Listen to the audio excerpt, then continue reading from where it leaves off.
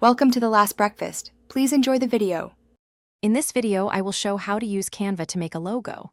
First, head over to Canva's website and either sign up for a free account or log in if you already have one.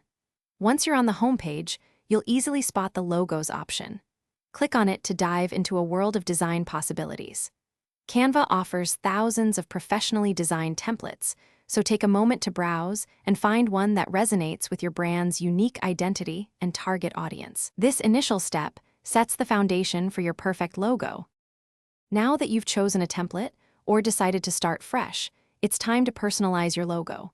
Click on any text box to edit your brand name and tagline. Experiment with Canva's vast selection of fonts to find the perfect typography. Next, adjust the color palette to match your brand's aesthetic.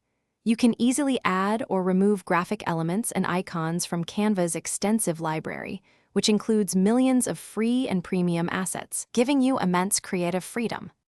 Fine-tuning your logo is crucial for a polished look.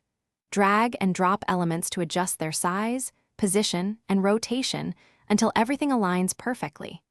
Explore the various filters and effects available to give your graphics and images a unique touch. Always step back to ensure visual balance and clear legibility, making sure your logo looks great at different sizes. Don't hesitate to use the undo and redo functions. They are your best friends for making precise adjustments without stress. Once your logo is absolutely perfect, it's time to download it. Canva offers several file formats.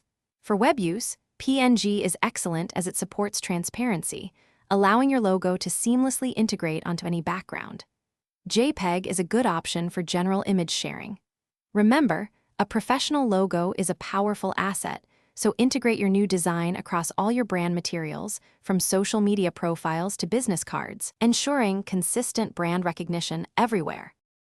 Thanks for watching. If this was helpful, leave a like and consider subscribing. See you next time.